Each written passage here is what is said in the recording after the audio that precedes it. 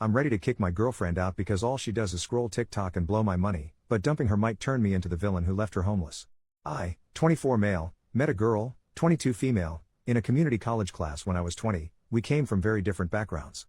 I was middle class trying to find a cheaper way to go to college, and she was living in almost poverty going to school because she was forced to by her parents who were threatening to kick her out.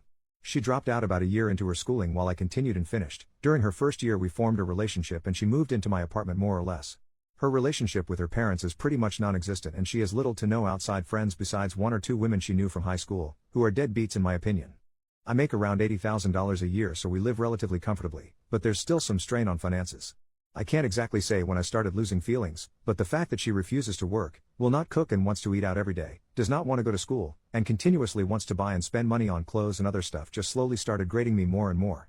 I work in a female-dominated workplace, and seeing, having conversations, and interacting with coworkers who have so much going for them, have fun hobbies, and aspirations makes it all the more worse when your girlfriend is chronically online and spends 7 hours a day scrolling through Instagram or TikTok reels and thinks having sex is all she needs to do on her end.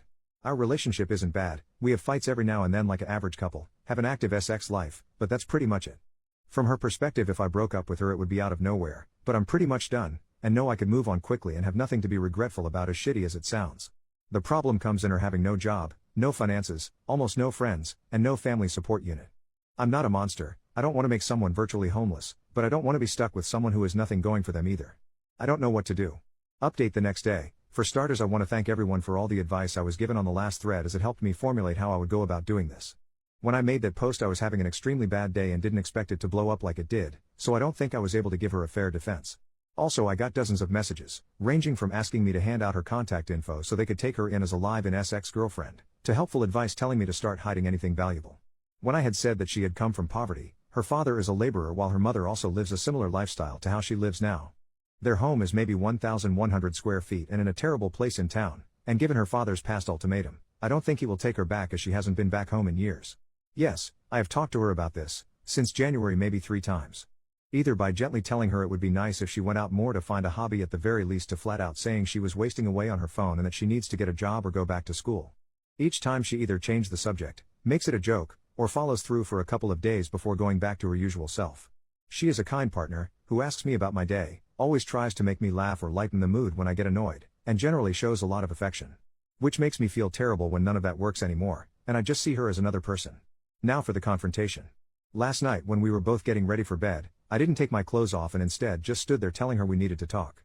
At first she was just smiling and jumping up and down on the bed with her knees thinking I wasn't as serious as I was, but eventually she was able to read the mood. I told her something wasn't feeling right anymore, that I've tried to make this work and be patient with her for the past few years, but I didn't know how much more time I was willing to spend waiting for her to get a job, go back to school, or just get a hobby if anything. I told her that it annoyed and grated me that she just didn't seem to care about herself, and that I hated she had no goals or aspirations. This was probably the first time in a long time she was as attentive as she's ever been during this conversation, and agreed to whatever I was saying, even also giving suggestions on where she can apply, what courses were starting to interest her, and even said I could look over her as she submitted applications online to make sure she wasn't lying. In her head it seemed like I was still willing to make this work, and a part of me believed this would finally be the moment that she would change. So it made the next part even harder for me and for her. At her first I told her I didn't love her the same way, which slowly but eventually led to me saying I didn't feel anything at all about this relationship and was jaded. I was tired and wanted a fresh start with someone who was more goal-oriented, and wanted something more out of life. When she realized what I was getting at, she started to cry and asked why I didn't mention this sooner, and I said I've always asked her to cook, to go out with me to try something out, or to just go back to school, even when I offered to pay for her classes. Anything. She said she understands that part, but was upset why I didn't say it was leading to me losing interest in her, because from her perspective it seemed as if I still loved her all the same. She started apologizing, saying she wasn't in the right mental state and saying nothing was motivating her, and she genuinely had no interest in any hobbies. The only thing she liked was spending time with me, which is all she looked forward to in the day when I came home. None of this was really affecting my emotions besides making me feel uncomfortable, so I tried to continue by saying, I think her lifestyle would be better with another person, but she immediately cut me off and became more panicked. She started to apologize again for what she's done and said she would be a better girlfriend, that she would go with me tomorrow to wherever I wanted to go, and would look for courses in August that she could start doing. But she did not want to lose me since she had nothing else in life, and absolutely hated that I stopped loving her. There were so much tears and snot that I said we would have this conversation again when she calmed down, and we eventually did in an hour or so. She pleaded to give her 2 months to make a change and give her another chance, and promised that she would change. Again she listed off all the places she would apply to and said she would be a better partner. I never wanted to make her homeless, so this seemed like a good settlement, even though I still had my doubts. I then reaffirmed that I wanted to see other people, but she seemed much more adamant on this issue than the aspirations issue that she would be able to fix this. She said just give her a month to try and make the relationship work, and asked me again and again on what she could do to make her love her again, and that she didn't want me to hate her. She said that this was the worst part of it all, in the only person that she had just being done. It seemed as if she was about to break down again, so I said okay, we'll see how this relationship is in a month. In my mind, if I'm allowing her 2 months to get back on her feet, then by a month she would already be ready to move on. I also didn't want her to suffer a complete mental breakdown while I was still living her, so giving her a month to let her fix the relationship would give her enough time to accept things. I slept on the couch last night, and will probably continue doing so for a while. She came out at about 3 a.m. wanting to talk some more, but I said I was exhausted and we would do it tomorrow. She then slept on the floor beside me for the rest of the night, apologizing again. When I told her to stop, she silently said okay and sobbed for a bit under her blanket. But that's everything that's happened, so far. This was one of the hardest things I've ever had to do, but I regret nothing and feel much better letting everything out. I don't know how this situation will be in 2 months, but I was firm that it was the deadline. This post will probably get buried, so I probably won't do another update since I don't think anyone will care about this in a week or a month, but I will definitely private message those of you who have been helping me through this on how it turns out, or those who just want to be updated. But yeah, thanks. Edit, for all of you who keep asking what my workplace is, I'm an RN. Second update the next day. I want everyone who has private messaged me to know I read them all, especially those of you who have gone through similar circumstances as me and have shared your stories. I've been doing some self-reflecting and think I know how I want to go about this that will help with my lack of communication skills. I know I'm not a perfect person, but I still stand by my decisions I made that night 100% through and through.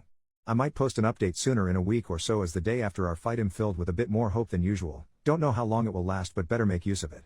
But again, just wanted to post this for everyone sharing your stories with me privately, as I can't message you all, as it's been helping me make decisions on what to do about this all immensely. Third update 1 week after the original post. Hey all, it's been about a week since my last post and thought I'd give an update. I find it easier to write than to speak in many situations, so this has been a great way to help my decisions and clear my head. Writing everything down has helped tremendously, and I will continue to do so until this is all over, and I will nuke everything afterwards. After the night confrontation, we didn't really speak all too much at home, with it being dry and awkward for a day or two, but I have been told I'm a workaholic by nature, so it was easy for me to stay at the hospital as a distraction, but in that time she did start to cook again. We weren't in the mood to go out to eat together. Eventually though, I sat down with her after she asked for a more thorough conversation on why I felt our relationship was failing. She promised not to cry or get upset, but wanted me to be 100% upfront so she had a better way of understanding, stating she wanted to try everything to fix this. I was really apprehensive about this, and I can't really explain why, but given being together for 4 years, I wanted to at least make an effort myself out of respect, even though a large part of me was angry for even doing so, as I feel I've never had the same from her. There have been many different camps in my last update, the main ones being kick her out immediately and leave her before it gets worse, try to find a way to fix our relationship, or end the relationship altogether but continue living with someone who would probably become absolutely neurotic. If I was going to let her stay for 2 months, I would absolutely not be dealing with that. I took consideration in all these main advice discussions and read through almost every reply. Even the most assumptive, bizarre and downright unhinged Redditor takes. More importantly, I took heavy influence of those who have shared with me their past stories, which either led to them being stuck in loveless relationships for years or eventually being able to overcome their problems and have an even stronger connection. Thank you again for your private messages. I read through a lot of your lives. Now for our conversation. She said she saw something on TikTok where couples put a phone on a table with a timer and wanted to do something similar, for each person to air what made them upset. I said that was dumb. If we were going to talk about our problems, it would be better if there was no time limit. She eventually agreed and said I could go first, asking me first when was the time that I completely lost my love in her. As I said before, it was never one action, but a grating feeling that got worse and worse until it got to this point, and I told her that, so she then asked when was the time I felt the most angry. I said it would take some time to think for me, and she said that was fine. After a few minutes something came to mind. I couldn't formulate the right words at first, but it eventually just started to come out. I told her the worst time was when I was first starting at my hospital. To keep it short, the tempo was brutal. It was constant work with little to no downtime, as I was constantly learning new things that school would have never taught me, while being expected to be able to handle it as a professional. It was without a doubt the most stressed I've ever been, and I feel like other RNs can relate here. That year hardened the way I think now. That hard work does pay off, if you have the drive and the passion. I told her I think that was when I started losing feelings the fastest, seeing her at home doing absolutely nothing. Coming home to no food made, to her not working a job, to her not learning anything, completely stuck to the internet with nothing to show for it. I said it made me even more upset when I had given suggestions for jobs with pretty easy schedules, or to find a new interest in school that would pan out better than last time, only to be rejected at my every attempt. I told her flat out that it disgusted me. She asked me why I didn't make this a bigger issue at the time, that I should have communicated this to her, but I said there's some things that shouldn't have to be said. I should /n''t/ have to remind her to wash her ass, eat, do something other than mindlessly scrolling on her phone for hours at a day, every day. I also told her that after coming home from the hospital during more stressful days, the last thing I wanted was to spend my time begging my girlfriend to do something productive, so I held my tongue and settled as she was still nice and caring. I had no other reasons to end it, and so the resentment grew worse from then on. It was around here that I became more mean to my regret now, but I will still input it as I have everything else. I told her that when she dropped nursing, I was upset since I felt that she was more than capable of doing what I had done. But after spending more time in the relationship, and spending more time getting to know her, I knew that with the type of person she was there was no way she could have ever finished. Which is why I suggested easier and more laid-back jobs, less demanding majors for school, shit. Even if she just cooked or found an interesting hobby at that point, I would have appreciated it. Still, she chose to do nothing for years. It's just the type of person she was and why I felt done for her romantically over time. She asked me if I hated her, and I said I didn't know. I told her she was very loving and kind, but I hated how she handled her life to this point. That I felt no ill will towards her after airing everything out, but I also felt nothing else. I just felt done and ready to move on. Throughout this conversation we kept eye contact, and there were times it seems like she would break, but like she said, she remained as calm as she could while I said what I had to say. I told her I was done and she could say her piece now, but she asked if we could continue the conversation later and locked herself in our room for the rest of the day. The next day we sat down again and finished the conversation. She told me that she thinks she's depressed, saying that she didn't feel sad before that night, just had no motivation of doing anything. I had a couple of messages telling me to ask her to get tested for ADHD, but when I started bringing it up she was very adamant that is not something she felt comfortable with. I knew she didn't like needles or going to the hospital in general, but her flat out refusing to get tested for disorders when I told her it was not at all like a regular hospital visit surprised me. She asked me if she was able to change in her behaviors, would I give her another chance? I said I didn't know, as I felt nothing right now and didn't know if her doing it would bring any feeling back. Especially since it took my breaking point to do so. She asked if there was any compromise, and I told her again, if in a month I felt like there was enough reason to stay together I would, but that there was no guarantee that my feelings would return. But I would match any effort she also put out. She was frustrated by my answer, but I said that's how it would be. She gave me a piece of paper to look at that she was working on last night that had a list of hobbies and interests she wanted to look into, the two major ones being photography and cooking again. She told me that she was looking into these while also showing me her phone, giving proof that she was putting in applications on Indeed and Glassdoor for some entry-level positions that she might get hired in. I told her if she was able to show enough passion or interest in these hobbies that she showed, I would not care about her working, just anything to improve herself.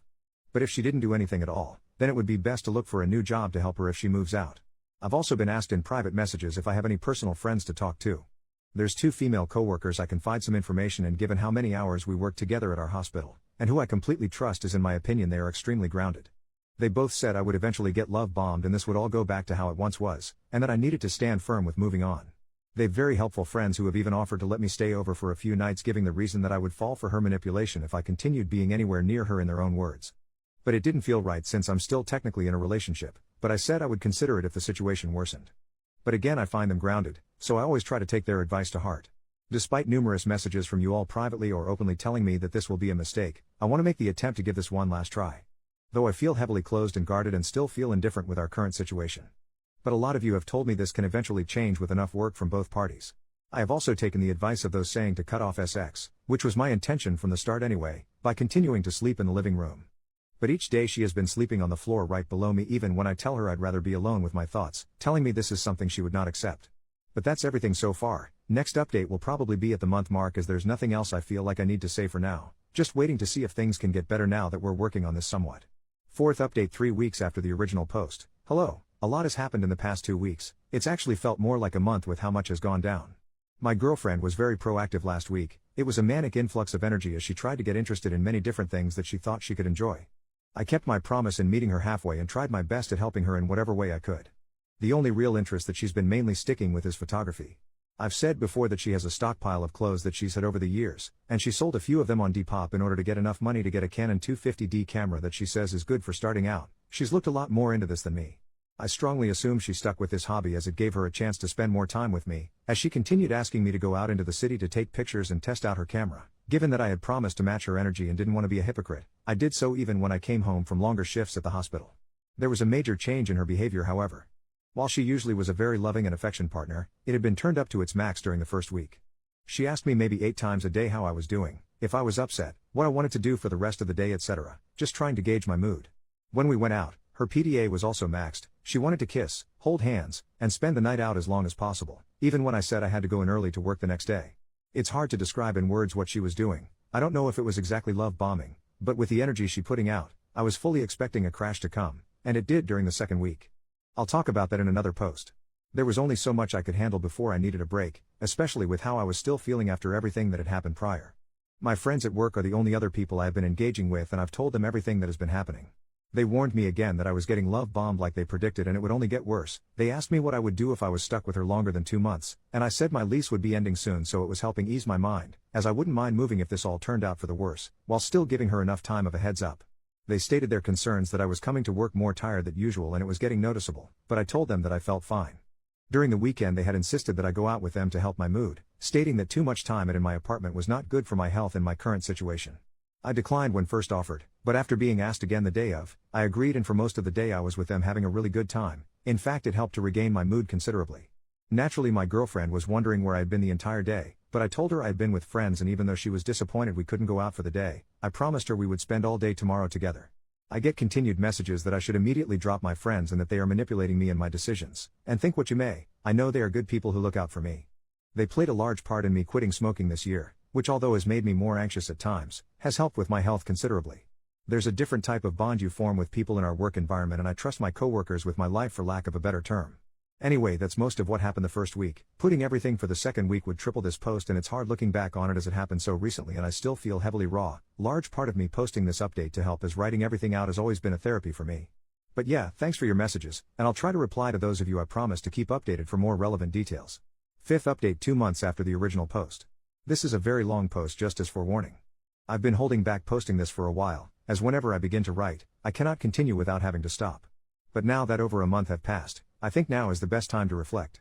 There might be parts in this post that don't make too much sense chronologically, but given that I've been writing and taking breaks over multiple attempts, some past tense might be off as to where I began and left off.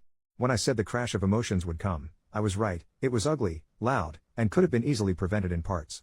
When I posted my last update, I was not in the right mental state, so reflecting on the week before and writing helped to calm my nerves.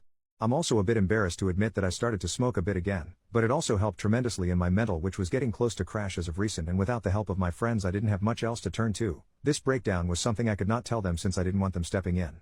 There had been a point where my girlfriend was in a not so well mood during one of our outings to the city. After returning home, she had said I was being dismissive, and if I felt angry or upset with her. Trying to be better with communicating, I said that I was getting uncomfortable with her constant need of affirmation and affection, as it was continually constant. Given that she was still sleeping in the living room at night, I was getting no time alone to myself at all while at home, and after so many outings, I was starting to get physically and emotionally drained. Truthfully, I felt physically tired more than anything, and given what my coworkers and my girlfriend say, it tends to show on my face more worse than it is.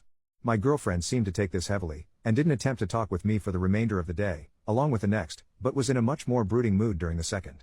Maybe it would have been better to apologize or communicate better during that point, as it might have been the point that a lot of this could have been avoided if I said something, but I instead took the time to nap and spend time alone, which I had rarely the chance to for over a week. Then came the third day. A lot happened over the course of this day, and a lot was said, and this was where the breaking point occurred, which caused further problems throughout the following week. I will try to be as thorough as I can, remembering everything that happened, from the start of the day to the end. When I had woken up, I had left without saying goodbye or speaking to my girlfriend, as I was almost running late. Normally I at least check on her to see what she's doing before I leave. She had been sleeping in our room for the last few days since her mood dropped. My mood was higher than usual during work, as I was rested, had my alone time, and was just genuinely having a nice time at the hospital, which didn't happen too often. There were a few times when my coworkers would go out to eat after work, and for the past few weeks I had been declining, but on this given day I had joined them, which led to me arriving home around 9 or later. It was pretty late and I had a few drinks. This is where I begin to have trouble writing. And where I usually stop. Arriving home, I see my girlfriend sitting down in the living room, looking at me directly as I walked in, not saying a word. It startled me, and I asked what she had been doing, as she wasn't on her phone nor was she watching TV, just sitting as if she was staring at a wall before I had entered. She asked me where I had been, and I said I was out with friends. She immediately asked were they my friends from work? My girlfriend is aware that I work alongside mostly women, and I have brought up my friends in the past before our relationship broke down to this point. I said yes, I was with them and we had gone out to eat. She asked me if I had been drinking as well. I don't know if it was noticeable or not or just a random question, but I said that I had. There was a period of uncomfortable silence that felt a lot longer in memory. She eventually brought up my month deadline on whether my feelings would change, and she asked if they have. It took me a minute to reply as that question had taken me off guard, and I said I appreciated her efforts in what she was doing, but I was still unsure of our future together and couldn't give her a direct answer. She told me again that during our outings together, that I was being dismissive, and that she felt I wasn't putting in the same effort to make this relationship work. I asked what she meant, as I was going out with her whenever she asked and matching her effort in finding hobbies whenever she thought of something she enjoyed. To me it just seemed like something she was just saying out of neediness. I think it was at this point she started to lose her composure, as her voice couldn't remain constant. She told me if I was aware that I wasn't smiling when we were outside, that I was quiet and rarely talked when we were spending time together. I told her she already knew how I felt, so for some of it, my mixed feelings shouldn't come as surprise. But I also explained again my lack of talking was just from being tired from work, but I don't think she believed me. She told me she's constantly overthinking how I feel now that she knows I've lost feelings, and doesn't know what she can do to make them come back. I told her again to just find a passion for something, anything, to get out of bed and be active with anything in her life. She says it's been 2 weeks and she's been as active as she can possibly be, to the point that it was causing her mental stress, but my mood wasn't improving, and she's wondering if anything will actually change now that it's closer to a month. And then came the full breakdown. Through tears and a broken voice, she tells me how much she loves me, how much affection and love she has given me throughout this relationship, just for me to throw it away over something as stupid as my conditions, as if it was just an excuse to end things, if I ever really loved her at all while we were together. She goes on to say that even with how upset she is at me, and how hurt and betrayed she has felt by the one person she has, that she still loves me and wants to continue our relationship. She tells me there will be nothing for her if I leave, no one, no place, no future, her will to live will be gone and she won't know what to do with herself. Now there's a lot I could have said during this, but I don't think I can accurately convey just how hard she was breaking down emotionally during this exchange. There were points as to where she was almost screaming, completely bawling, and it all just made me freeze, as this was the first time I've ever witnessed her fall apart at this level. She goes on again to say there's no reason to live if this is the end, it won't matter what job she gets, another month will not be enough, and she knows I still won't want to be with her, and that she will have nothing. After everything was said, she locked herself again in our room, and stayed there for a few more days. Whenever I tried to knock to initiate conversation, she screamed for me to go away, and I did. A few days later, she had finally calmed down enough to where we could speak to each other, and she changed her attitude 180. She was still upset, but extremely apologetic in what she did and said, telling me that a lot of it was just in the moment and she didn't mean it. The days that I was finally able to spend alone, without her or my friends, gave me the mental to finally do what I should have a month ago. I told her as gently and as calmly as I could that it was over, that there was no chance that we could be together at this point and I no longer wanted to be in a relationship. I told her I would let her stay for an additional 2 months until she could find a job and help her get on her feet. I also said that if she was unable to do anything by that time, then I would be gone and moved out. She started to cry again, but in a much more defeated manner that almost made me break myself, but she agreed to the terms, and it was finally done. She was able to get a job at a supermarket about a week afterwards, but only part-time at first as that was all they were offering. After our final confrontation, our speaking terms were more or less dead. Whenever she was off work she would be in her room alone for the remainder of the day and night. I had stayed on the couch as at this point I was pretty much used to it and didn't really mind it. It feels really wrong and selfish to say, but I felt extremely free and happy for a bit. I didn't inform my coworkers about my breakup when it happened, and just continued to vaguely say that we were working on it. But during that time I frequently started going out a lot more with them after work, as staying in our apartment felt more like a chore and depressing. I had hit a high that I had not felt in a long while, and then everything came crashing on me the following week. I had contracted pneumonia, and was off work for about 2 weeks to recover. At first I thought I had caught a cold, but one day it hit like a brick and my lungs felt at 50% capacity. I couldn't take a deep breath without going into a fit of coughing and I constantly felt fatigued. Even now as I write this update with most of my symptoms gone I still have to use an inhaler to help myself breath at times. For most of the days that I had been sick I was sleeping, most days between 12 to 14 hours, and the time that I was awake I was lying down. When I told her what I had contracted and she saw how sick I was she offered to let me have the bedroom again, but I refused and said that I was fine. Since she was working part-time there was still a lot of time that she was spending at home, and for the first few days she left me alone. But towards the middle of the first week I was sick she started to occasionally check on me to see if I was okay and if I wanted anything to eat. Honestly I hated that me being sick forced us to interact, not because I was mad or anything, but because it felt incredibly weird and awkward, and that I had to depend on her now for a few things not even a week after we had broken up. I didn't feel well enough to get groceries like I normally did, and since she already worked at a supermarket she insisted that she buy food instead, and when I gave her my card she refused it and said she would buy it herself. For the most part I was snacking on fruit and cookies, but she said if I was going to get better that I eat actual meals, so she began to cook for me even when I said I didn't want anything. Even with this, we didn't eat together for the first week as she went back to her room after checking on me. But during the start of the second week of me being home, she started to sit down with me while I was awake and talk with me. She told me about her day at work and her coworkers, and a bunch of other stuff. It felt like a lot of it were things she wanted to tell me earlier but couldn't because everything was still raw. But when she started to talk, she didn't stop, and honestly, I enjoyed listening to her talk about her day because it felt different. It went from talking to us watching TV together during nights that I couldn't fall asleep to us just talking about our issues that we've been holding to ourselves for a while. It was extremely cathartic, and there was no yelling or arguing, just listening. It felt a way that we hadn't talked in a long time, not since from before we got together years ago when we're friends and classmates. Sometime during the second week I had hit a point where I felt extremely ill and I didn't want to talk or do anything, but I couldn't sleep either because I kept on coughing. She didn't go to work that day and stayed beside me for a long while. We didn't talk at all, but she made sure I was still eating and drinking water. There's a lot then can be said on how those 2 weeks made me feel about my situation with her and everything that had happened, but I can't convey them in words, much less writing, but I'll just say it was a lot of time to think. Since I've recovered, I had been trying to make a bigger effort to talk with her, but at the same time not trying to make it feel forced as it may have felt a month ago. Just random conversations about random things, about how her photos were going, how work was doing, if she liked her boss, just whatever. She spent less time in her room and more time in the living room with me when I had gotten home, just talking about her day and work, customers and coworkers, and in turn I told her about my day. Gradually within these weeks it feels as if the transition of being in relationship to being friends is a lot more apparent, and it feels better and more organic this way as it's become easier to communicate. Even still though, there's a barrier between us, something that formed from our final argument, and it's hard to describe exactly what it is, but it's there. The deadline that I had formed for me moving out is at the end of October, as that's when my lease ends. I'll post another update around that time. This post has turned a lot longer than I thought, but it's nice looking back on everything and seeing how our situation has been changing for the better. If you're still around reading this, thanks for the continued messages regarding my situation. Sorry if I couldn't reply in the meantime.